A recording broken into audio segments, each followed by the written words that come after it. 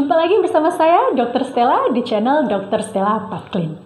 Kali ini saya akan membahas 10 hal yang perlu Anda ketahui tentang kolesterol. Hal pertama yang perlu Anda ketahui adalah kolesterol berguna bagi tubuh kita. Tubuh kita membutuhkan kolesterol. Ada banyak fungsi kolesterol dalam tubuh kita, antara lain untuk pembentukan dinding sel tubuh, untuk pembentukan hormon seperti estrogen, testosteron, dan juga berperan dalam menjalankan fungsi saraf dan otak. Jadi dalam kadar yang sesuai, kolesterol sangat dibutuhkan oleh tubuh supaya bisa berfungsi secara normal.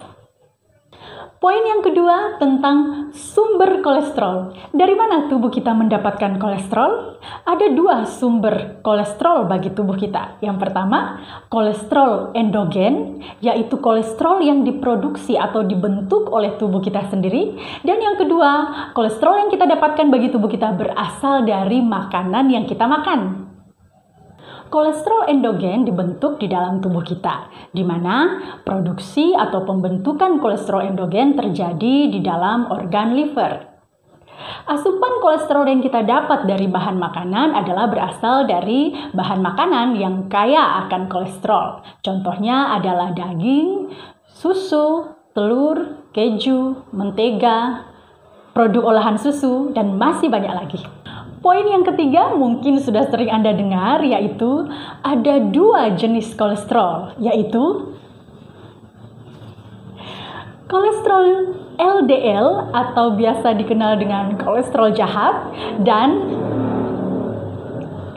kolesterol HDL atau dikenal dengan kolesterol baik. HDL dan LDL sebenarnya adalah partikel lipoprotein yang berfungsi untuk mengangkut kolesterol. HDL adalah high density lipoprotein dan LDL adalah low density lipoprotein. Fungsi dari partikel LDL dan HDL secara sederhana bisa diumpamakan seperti ini. Jadi LDL dan HDL seperti sebuah truk pengangkut yang akan mengangkut muatan. Dan salah satu muatannya adalah kolesterol. Nah, tugas dari LDL adalah mengangkut kolesterol dari tempat dia diproduksi, yaitu di liver, untuk dibawa ke pembuluh darah dan juga sel-sel tubuh. Nah, fungsi dari HDL adalah sebaliknya, yaitu HDL akan mengangkut kolesterol yang ada pada pembuluh darah untuk dibawa ke liver, di mana kolesterol tersebut selanjutnya akan dipecah atau dihancurkan di liver dan dikeluarkan melalui saluran empedu dan usus, atau beberapa dikonversi menjadi asam empedu. Ini adalah gambaran sederhana bagaimana partikel HDL mengangkut kolesterol yang ada dalam darah untuk dibawa ke liver. Nah, karena tugas dari HDL ini adalah mengangkut atau membersihkan kelebihan kolesterol berbahaya yang ada di dalam darah dan membawanya ke liver untuk dihancurkan dan dikeluarkan dari tubuh, maka HDL disebut sebagai kolesterol baik. Kadar kolesterol LDL atau kolesterol jahat yang terlalu tinggi dapat memicu pembentukan plak pada dinding pembuluh darah. Contohnya seperti gambar ini. Ini adalah gambaran telah terbentuk plak pada dinding pembuluh darah. Dan akibat dari plak tersebut, maka akan menghambat atau menyumbat aliran darah di dalam pembuluh darah. Tentu saja akan menyebabkan berbagai masalah. Oleh karena itu, kolesterol LDL ini dikenal sebagai kolesterol jahat.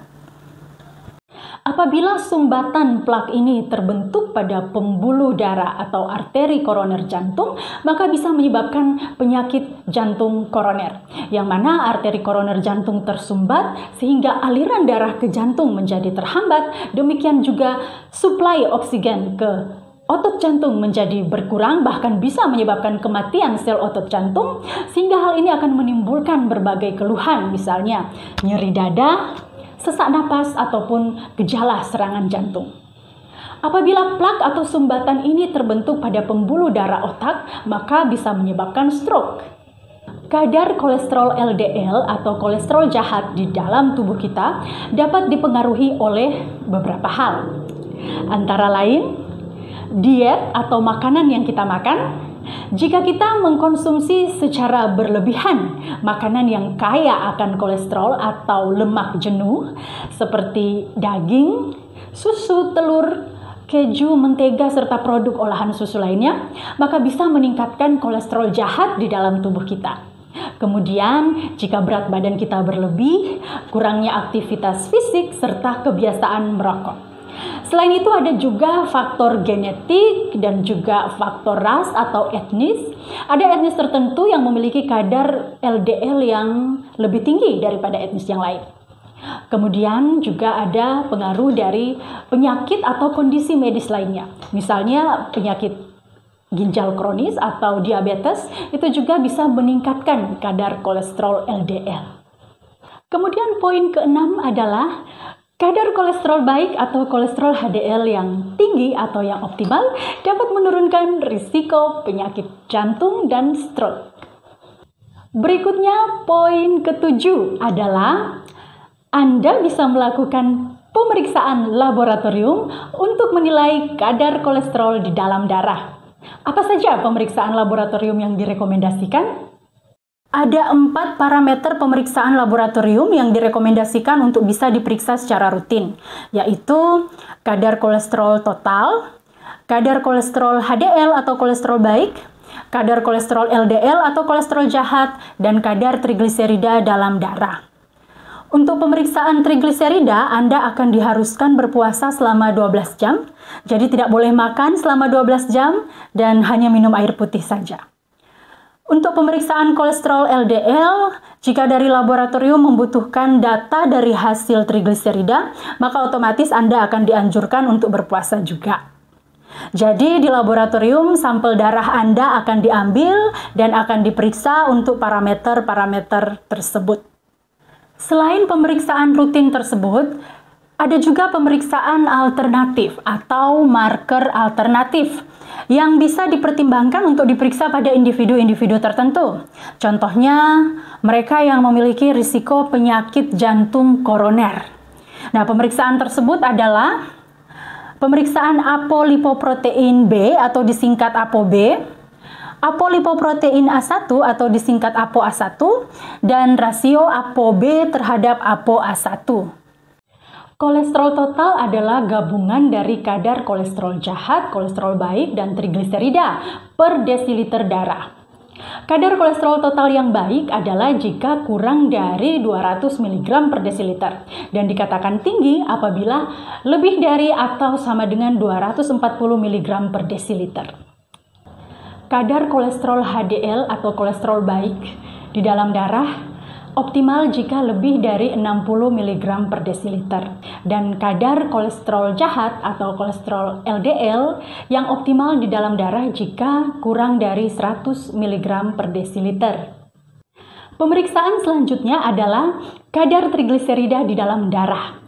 Trigliserida ini sebenarnya adalah sejenis lemak atau biasa dikenal dengan cadangan lemak. Jika Anda mengkonsumsi makanan yang tinggi kalori dan kalori Anda tidak terpakai atau belum digunakan, maka akan disimpan di dalam tubuh dalam bentuk cadangan lemak atau trigliserida. Kadar trigliserida yang optimal di dalam darah adalah kurang dari 150 mg per desiliter.